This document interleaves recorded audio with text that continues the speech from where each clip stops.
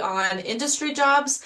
So kind of have some moments talking about some differences that you might see if you're interviewing for an industry role, as opposed to if you were looking for something within, the academy or academia within a university type setting. So very simple agenda. We'll kind of go the classic route of talking before the interview, during the interview, and then after the interview. And again, I have some very specific tips for kind of translating your experience from academia into industry. So we'll just jump in.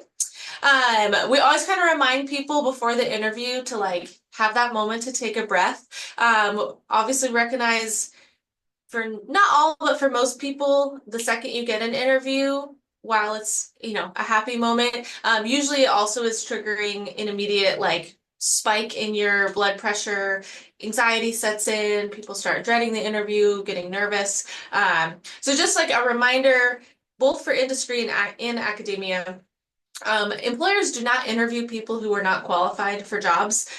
So know that you've already like reached that level of like your documents, your background has demonstrated that you are qualified. And there are aspects that you might do technical interviews or things to kind of continue proving your skills. But ultimately, like it would be a total waste of time to be interviewing people who don't look like they could do the job. So this is where you kind of reach more of that like, are you a good fit for the team?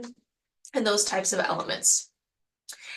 So the point of an interview, I know it's a very biased kind of way of assessing people, but it's not going away. But we have your resume, we have your documents, and really an interview is just trying to get more information about your qualifications. As kind of, I'm sure many of you know, especially nowadays, documents can be pretty fluffed up with, ChatGPT. You can write some really suave, savvy things about yourself. So it is a chance for them to kind of assess, like, are those legitimate qualifications, get to know them a little bit more. A lot of it is very fit-based, especially industry is very team-based most of the time. So seeing if that, personality plus your skills is going to be a good fit for their team. It's also just an assessment of like, are you actually interested in this job? It doesn't happen a lot, but sometimes people, when they're interviewing, they're actually just interviewing to try to leverage another offer, or, to get a higher pay bump at their current job. Some people might be just interviewing and they're trying to get unemployment benefits. So there's reasons that people might not actually be legitimately interested in the position, or they can tell this is maybe, this is a Band-Aid. This is a temporary job for you. We actually see that a lot in the Palouse. Employers on the Palouse are often like SEL, the universities. They're trying to see like, how long would you be in this job? Maybe you're just sticking around the Palouse temporarily while your partner finishes up their program. So really trying to gauge like, are you interested? How long term is this for you? And then part of the interview too is just, again, that fit, but like interaction with others, both virtually as well as in person. Every single person you interact with is actually part of the interview process. Every email you send that is helping coordinate the interview process, that is being watched as well, and it becomes part of like the documentation. And yeah, I've seen where people were maybe rude or non-communicative in the setting up of the interview. And that actually like was kind of points against them in like how the final rankings of candidates shook out. There's lots of different types of interviews, but just to highlight a few, a traditional interview is going to be kind of like your one-on-one type setting. There's also panel interviews, which are very common, where you're going to have yourself and then multiple people that are a part of the interview. Often interviews for certain types of positions might be over a meal, and they'll let you know in advance, but you might have a lunch or a dinner involved. Group interviews are not very common. You see them a lot with grad school programs. Target and like fast food will do group interviews, but it can come up where you are interviewing at the same time as some other candidates. Technical interviews is probably very common for many of your disciplines, which would be where there is an element of essentially needing to perform or solve problems as part of the interview process. A really classic one is for computer science, type majors or data science is some sort of like problem set that you're given and they have you do some, diagramming or something on the whiteboard, or having you solve problems in real life. A working interview is also not that common, but it would be where they actually have you do the job for a period of time, often 1 to 3 days. You are typically paid for that time, and then essentially that working interview acts as like a small test to see if you'd be a good fit for the job. It's also common to sometimes prepare a presentation. This is very common in academia, a little less common in industry. And then we still see phone and video interviews as kind of all these layers. And not always, but most of the time there's like multiple types of interviews all happening at the same time. There's also kind of a process. This is a common thing we talk through with students and alum is like, well, what's the typical, layout of like the interview process? So while every company has their own way of doing things, this is what we typically see with industry. It's having an initial phone screen of some kind, often done by a recruiter, not by the actual hiring manager. The alternate to that you may see is doing a video recorded interview online, where basically you're invited to a website, you pre-record a video that you upload, and that now kind of serves the same function as like the initial phone screen. So those tend to be more broad questions, not as technical, gauging your interest. From there, people move into usually a joint interview, but something that is both technical and behavioral. So looking at your actual skill sets and then looking at things that are a little bit more based on, again, how you interact with people, personality. And then not always, but often there are final interviews that are with the actual hiring manager, or sometimes the hiring manager's boss if they want to have a final say as well. And those tend to be more casual is not the right word, but they tend to be less structured interview where it's a little bit more of a conversation, less of here's my 10 questions for you to answer. So just some logistics. We always kind of talk through anytime we're coaching on interviewing with people, just making sure people are really fully locked down on like when and where the interview is. For those of you on the Moscow campus, you would know the Idaho Student Union building is the center of campus, but very hard to get to parking wise. So you do kind of have to like plan for like, how will I actually get there? How long will that take? Doing some research on who you're interviewing with. And then also, I'm assuming many of you might be applying lots of different places. So always double checking time zone of where you're going to be interviewing. I cannot count the number of students who messed up times a little bit and they were interviewing for a position in Boise and they get the call an hour before they thought they were going to get the call because the interview was on Mountain Time. So just keeping track of your details, super important. Always doing research ahead of time, being knowledgeable about what you're interviewing for. I would say just, of course, their website is a great place to start, but also spending some time on their social media. It actually tends to be a much more updated version of what they're up to. I just was talking with some folks from Micron, and they just announced a rebrand like 2 days ago, and I saw it on LinkedIn. I asked them about that the next day, and I'm not interviewing there, but they were very impressed that I was like very up to date with like what is currently going on with Micron. So again, social media can be a really helpful way to stay really up to date. And then kind of reflecting on like, how are your skills going to apply to that job? An important pro tip is when you're applying for jobs, which I know this can be tedious if you're applying for a lot, always trying to capture the job description and like save it in Google Docs, Microsoft Word, like save it somewhere, because very often you'll apply for a job, you'll get an interview 3, 4, 5, 6 weeks later, and the job has disappeared. It is like, it's no longer on the website, it's no longer on Indeed. So it's harder to prepare for the interview if you don't have that reference point, since essentially that's what they'll be asking from. A few more resources, again, Handshake, LinkedIn. I say Glassdoor with a big asterisk. If you're not familiar, Glassdoor is kind of like a Yelp or Google review type site for companies, where employees will share about their experience working there. They'll share the interview process, their salaries, behind the scenes feedback. But it does tend to be either employees who are very grumpy and hated their experience, or they didn't get the job. So then they say very mean things. Or sometimes they're very glowing, and it's probably because those employees were given some sort of incentive to go to Glassdoor and say nice things. So, especially if there's not very many reviews, I wouldn't take it that seriously, but some companies have hundreds and reviews, so then you can kind of gauge what to expect. Generally, you just get a good expectation of how technical the interviews are, and what questions seem to commonly pop up for certain companies. A couple just quick tips on studying the job description. One would just be, of course, looking for skills. And another is kind of just looking at like the tone of the job description, especially in industry. Like for academia, state jobs, they're all going to be pretty straightforward and, very professionally written.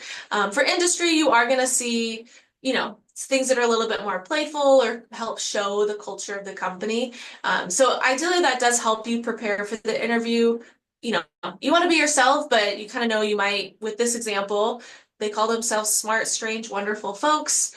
You could probably anticipate some maybe unconventional questions in the interview or opportunities to share, your quirky hobbies and things like that. So generally the job description is like kind of your guide to the interview.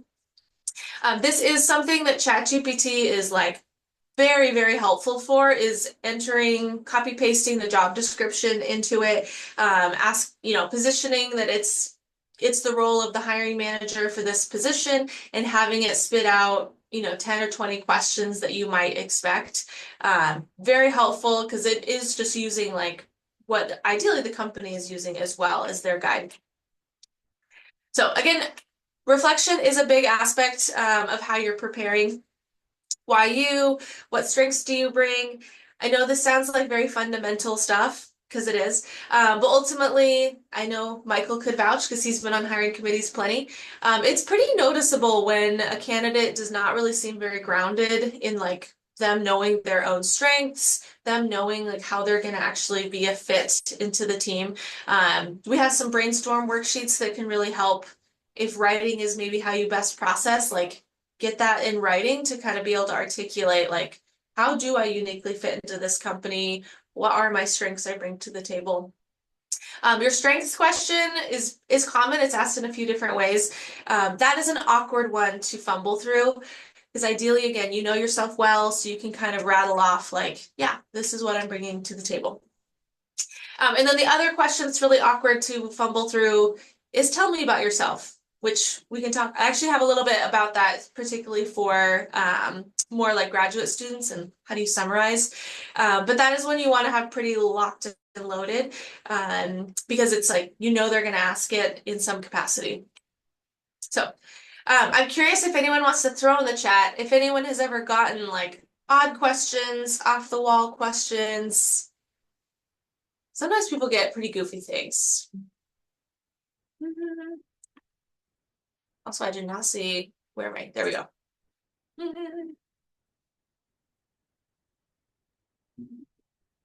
I'll give it a second. If not, I can tell you some of my favorites. I'm sure my favorite odd question I ever heard a student of mine was asked was, if you're about to get in the shower, which is a very weird way to start an interview question, and you notice a spider is on the wall, like, what do? Are you like just gonna shower and keep an eye on it? Are you gonna smash it or wash it down the drain? Or are you the person who's gonna scoop it up and like take it outside? So I asked students once, like, what do you think they're trying to gauge? And they were like, empathy. Probably not empathy. I think a very empathetic person could be a spider squasher. But generally these questions really are trying to gauge, again, that fit, usually on the side of, can you think on your feet? Can you think outside the box? Like, often interviewers are trying to ask something that you didn't inevitably prepare for. Like they want to kind of see you get a little bit off script.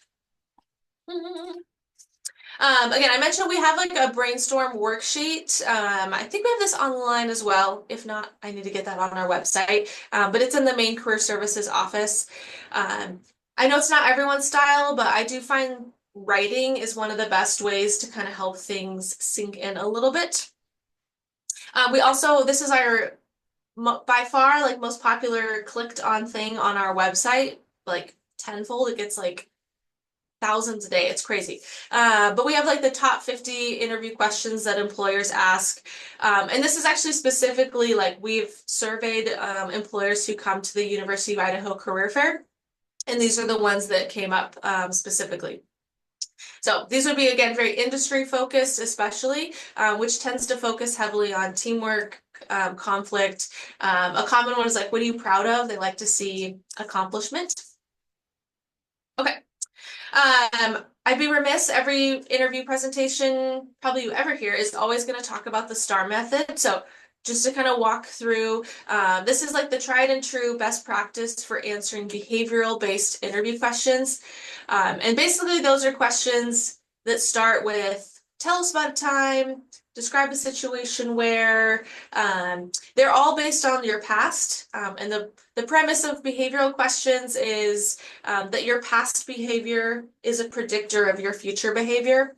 So rather than asking, what would you do if you were, locked in a conflict with a teammate?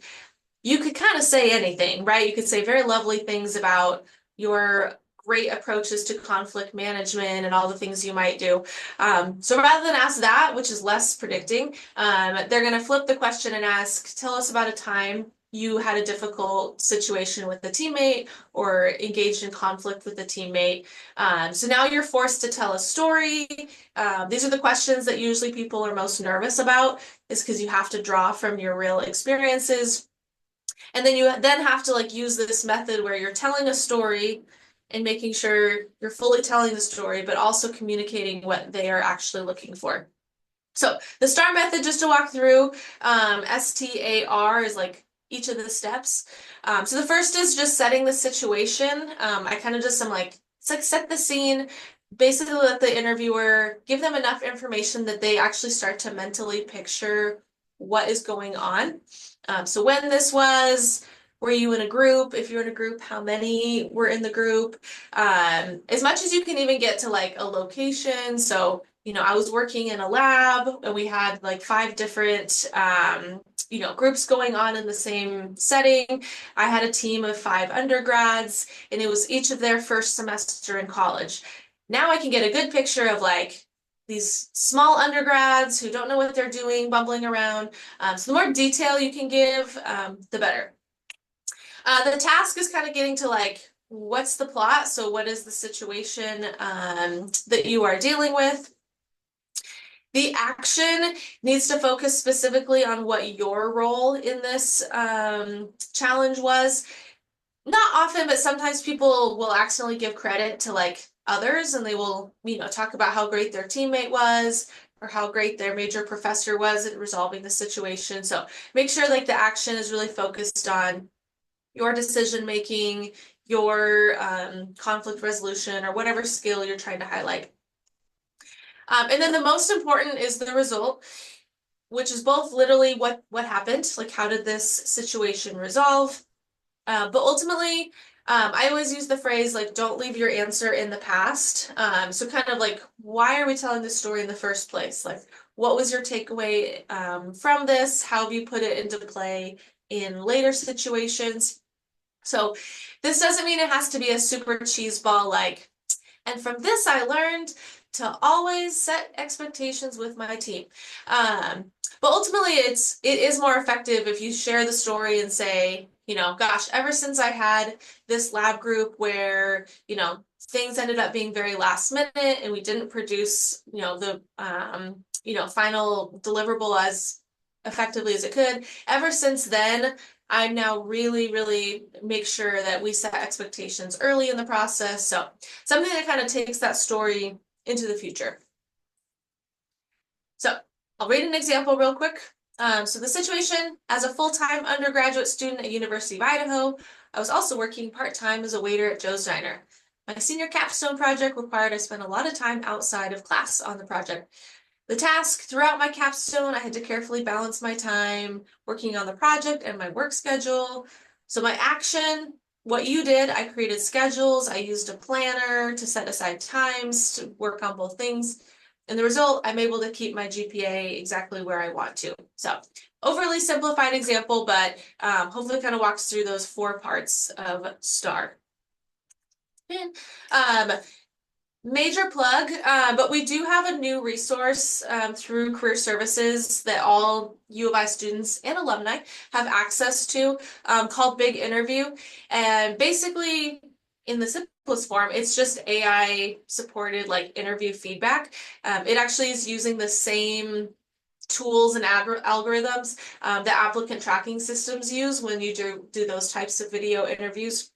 So it has a whole lot of components to it, but there's curriculum that you can watch, which the only reason we got this platform is because I actually believe the curriculum is phenomenal. Particularly the curriculum on salary negotiation is very good.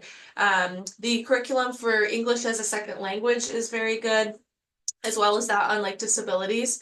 It's very straight up, and it will like really talk through like what is the employer thinking at this moment, how can you get around those types of perceived barriers there might be. So, and then the main part is that it's actually interview practice. So this is kind of like the dashboard after you record yourself for a question, but it'll give you your pace of speech, your ums, which for many people, that is something they continually want to work on. Filler words, they're looking at just your overall language. Are you using power language? So it is a great way to practice, especially just to get the words out of your mouth. So that's my heavy pitch to use Big Interview. It is funny, but we find that the majority of the practice for our students takes place between like 10 p.m. and like 5 a.m. So apparently people like to practice for interviews in the dead of night, which is great because Career Services isn't open then. So practice when you want. Just a couple things, more of the, again, interview basics before I'll jump into just a few tips specifically for going from academia into industry. Just basically dress forgettably, which sounds harsh, but essentially you just don't really want to be remembered for your outfit. I always like to talk people through like the 4 levels of dress. I think we all know casual is casual. Smart casual is basically the dress code of the Northwest. The rule of thumb is that you are taking like business casual and then you dress it down by having one piece of casual clothing incorporated. So commonly, like these examples, that would be you're wearing jeans, but you're dressing up jeans because you've got a blazer, a blouse, or good shoes. You also will see people wear like business casual outfit and then some Nikes or Converse. You'll see people maybe wear a graphic tee, but then wear a blazer with it or something. So typically it's not what I would recommend for interviews in most settings, but no, that is commonly like traditional dress codes for a lot of jobs in the Northwest. So interview zone is going to be much more in the business casual to business formal setting. Basically, you can't go wrong if you air business formal for the most part. I did have a student interview for a rafting guide position, and she said she last minute threw on some Chacos, and they later told her that helped her get the job because they didn't want her to be too overdressed.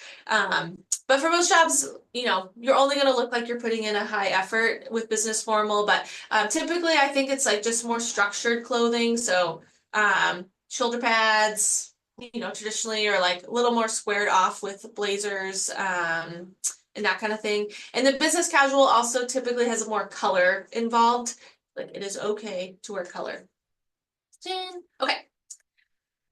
The last few things is just having questions ready to go in the interview. I can tell you from many, many interviews I've been on, the absolute number one thing that is the biggest letdown as the interviewer is that you get to the end of the interview, maybe you're kind of vibing with the candidate, you're kind of starting to picture them being on the team, And then you ask at the end, like, well, what questions do you have for us? And they're like, no, I'm good. I don't have any. Um, Even if you kind of don't have questions, you have to come up with something because it really does indicate, like, do you actually want this job? Are you actually picturing what this is going to look like and feel like? Here's some canned questions that you could, of course, use.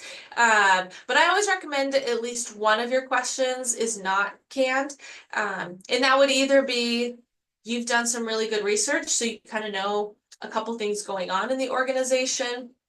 Or it could be something that maybe came up in the interview. It's always a great move. So if they asked you about, you asked a question about like how I balance multiple projects, since you asked that, I'm curious like about how many projects often are people working on at one time during this role. It helps make it feel more conversational and less, question, answer, question, answer. So, and then again, last pro tips. The interview process starts and ends basically from when your driveway, but really it's from whenever you're first starting to coordinate times for when the interview takes place. Again, that is all documented. If you're working with maybe an admin person or a recruiter who's coordinating, they are going to be asked about how you were. A pro tip also is that they say the sweetest sound you can hear is the sound of your own name, which is kind of cheesy. It's like a psychology thing. So it can be a really nice move if appropriate and it feels comfortable to you to actually use the name of the recruiter or the hiring manager. So don't be weird about this, but it can be nice to like start off the conversation or end the conversation or interview by saying their name and saying like, gosh, thanks so much, Tom. I really appreciate your time this afternoon. Or thanks, Tom. It's good to see you. Again, it makes it feel less like an interview interrogation type setting and more conversational. And again, that's always kind of the goal is those conversational moments and you kind of take cues from the employer.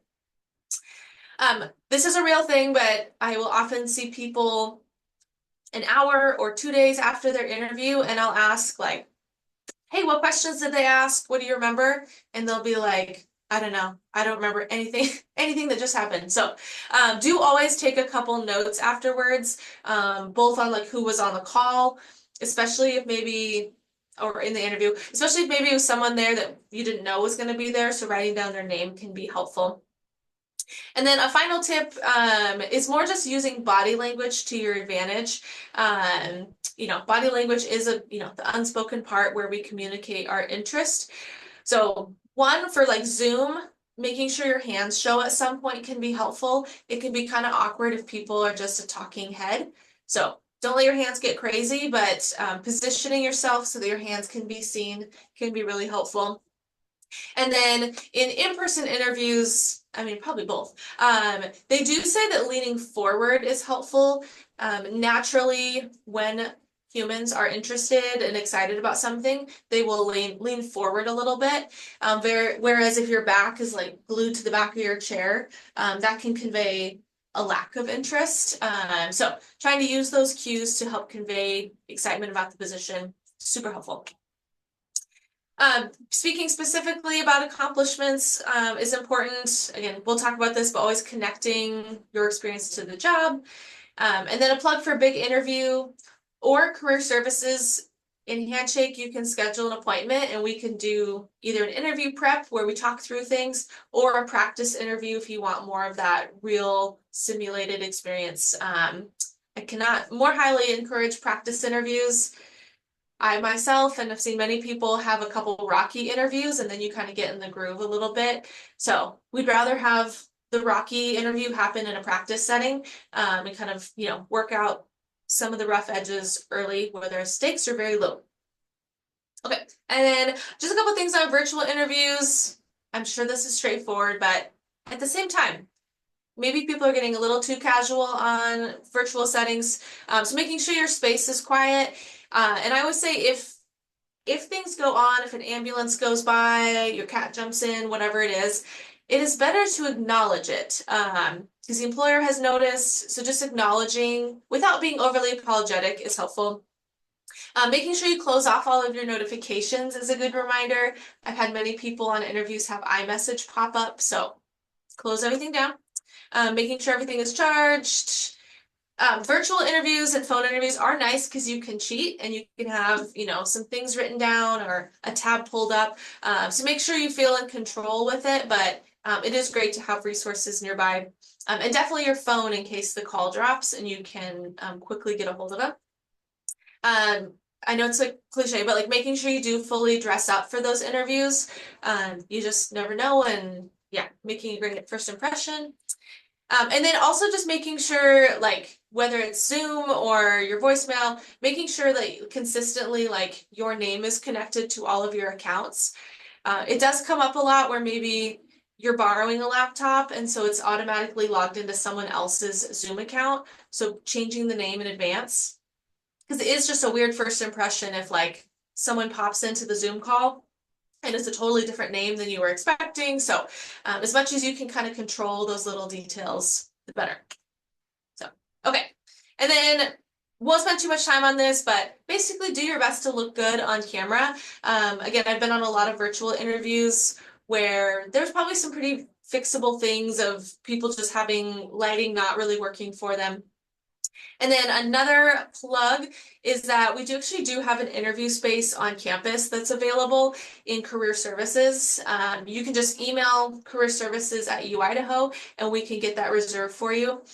We've got like sound panels up and then we've got like a ring light and stuff. And then it's available if you want to use your own laptop. We've got a laptop stand, or if you want to actually use technology, we have like a large screen with a camera, like all the audio tech set up. So that is available. We want it being used. So interview space is available. Okay, and then always send a thank you email. I would say the exception would be for a phone screen, you don't necessarily have to send a thank you note if it's going to like, an HR recruiter. And if you know this was like a pretty early part of the process. A rule of thumb is if it was a 30-minute or less interview, it was just a screen. You don't necessarily have to send a thank you. It's not wrong to, but it's not expected. But kind of like the rule of thumb is like the more time you've now spent with them and they've invested in the process, sending that quick thank you note can be really helpful. Okay. And then just a last plug we do have a lot of resources on the Career Services website. It's where you can find Big Interview and some of those handouts with questions. So be sure to check that out. Okay, last section. Sorry, I've been moving fast. Just some tips specifically for if you're moving and planning on moving outside of academia or grad school into industry. And for many of you, I can only imagine, many probably like have gone school nonstop for a long time. So this is actually a pretty big shift in like what is expected. So the first kind of area is, I know for grad students, especially, I mean, really all, the question, tell me about yourself, can be really challenging just because there is a lot that you could possibly talk about. You've got like your research that's going on or teaching experience, your whole trajectory up until then, your work experiences that you've been doing at the same time. So just a couple tips for kind of boiling that down. First is just making sure that the grad school experience feels like it's culminating towards this type of industry job. What I find with grad students often is that they're so excited and proud about their work. When you're interviewing them, you feel like they probably should stay in academia because they sound like a researcher, they sound like that's what they are passionate about. So kind of needing to still sound passionate, but make sure it feels like all of this has been really culminating into this type of opportunity, and make that culmination very like explicit. And then very often we'll have students where their research is, in whatever very niche field, and they're trying to apply those skills into a broader type of role or something in a totally different industry. So then they try to get very, they'll talk about what the overall project was, but really talk about the process of the work. So, the data collection, the research steps that they took, the collaboration. An important thing I find, especially for grad students with like a lot that they could talk about, is making that tell me about yourself like really clear and concise. And like the rule of thumb is about a minute and a half for your full elevator pitch, which generally means leaving a lot of your story out. And really just like reassuring yourself that the rest will come out. Like you will have questions that you will get to talk further about your research, and they will definitely dig in if they want to hear more about like the whole process and the specifics. But allow that your initial introduction to be a lot more on the concise side.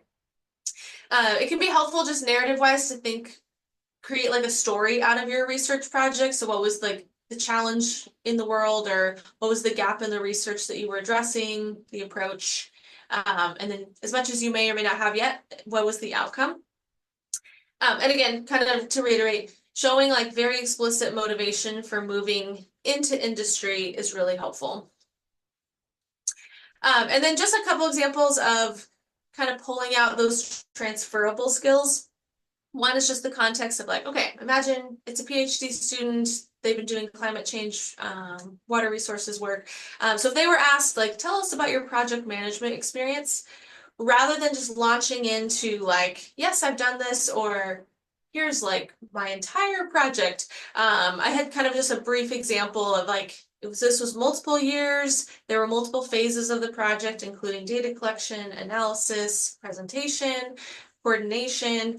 And this is where you do get a little bit into the cheesy but helpful, I guess, narrative of saying like, from this I learned each question, just so that you make it really explicit for the employer, like where was the project management skill, where was the collaboration, etc.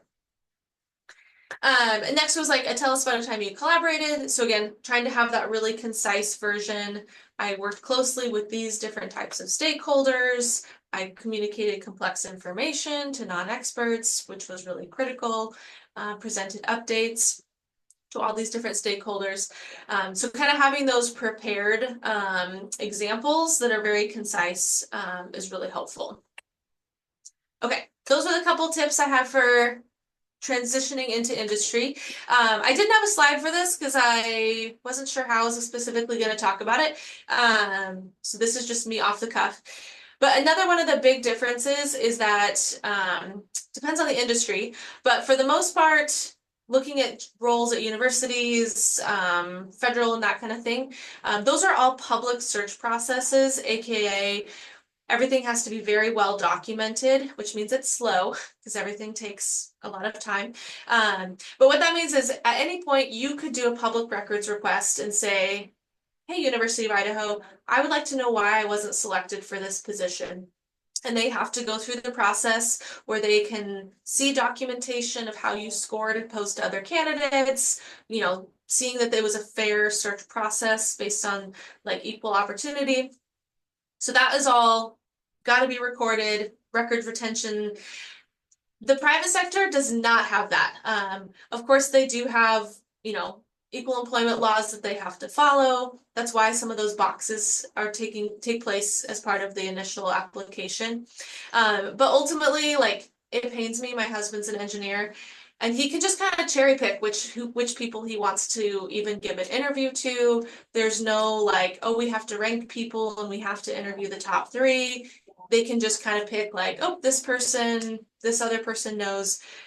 So all that to say, one, I would never take it personally if you don't hear back from industry jobs, just because one, sometimes they're not actually hiring. Sometimes it's just a posting that just exists to keep the talent pool open. It might be internal hires where they're actually not going through a fair process, but it looks like they are. And then just more than anywhere else, industry jobs, having those connections within an organization make a huge, huge, huge difference. Those people that can vouch make a big difference. My husband had just told me wasn't going to interview one of the candidates, but they had an internal referral who was someone of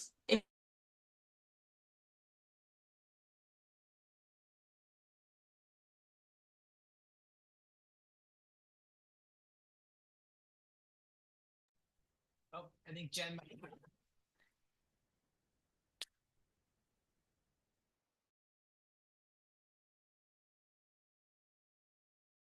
Importance, I guess, in the organization. So we can kind of skip processes in the interview. Academia tends to be very rigid, slower, but very rigid in how the process, and they have to score candidates very clearly on how they stack up. So, okay, open up for any questions. I guess I don't need to have just a black screen.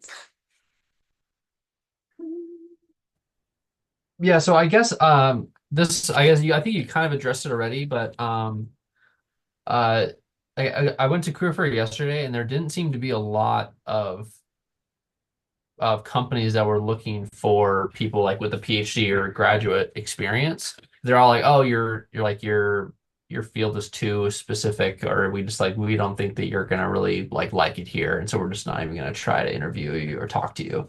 And so I was like, I guess how I- how would you suggest, I guess, going around, like trying, I guess, basically, what you just said is like basically we just need to be able to or think about how to market ourselves to the skill, like to the skills that we have and not specifically the projects that we're doing. I guess it's kind of, is that Yeah. kind of the same, around the same lines? Yeah, you do find career fairs tend to, I mean, on the in mass hit on like those entry level positions. So if they kind of see like you're skipping that rung of like, well, we don't know where we put you. Uh, so a common way I see is like LinkedIn and making sure like the transferable skills are in the right section of LinkedIn, because recruiters can see on their back end like quantified how you qualify. So making sure your skills are showing up in like a quantifiable way on LinkedIn can be helpful. Um, that's kind of one of the main ways I see outside of career fairs. Yeah, and I do find the career fairs are helpful mainly in that even if you find a different position, you can at least reference that in a cover letter and say like, oh yeah, I did actually talk with, whatever department a few months back. At least having that like moment that shows I'm not just a total random applicant. Thank you. Mhm. How to bargain for salary. I think that's an upcoming PDI. Correct me if I'm wrong, Michael. It is. So, but the really short version is that there's a few different ways. The rule of thumb is always to negotiate after you have an offer. The power dynamics are very different. So you want to wait until you actually have an offer. And then from there, there's different strategies that you can use that we will talk about in a couple weeks. Although in the meantime, the big interview, if you wanted to know right now, big interview has really good content on how to bargain for your salary. It's very well researched. Awesome. And I'm happy to share the presentation slides with Michael, and he will find a way to distribute them. Yep, and we'll have a recording of this. I recorded this presentation, so we'll have it up on the Canvas course for graduate students after this. So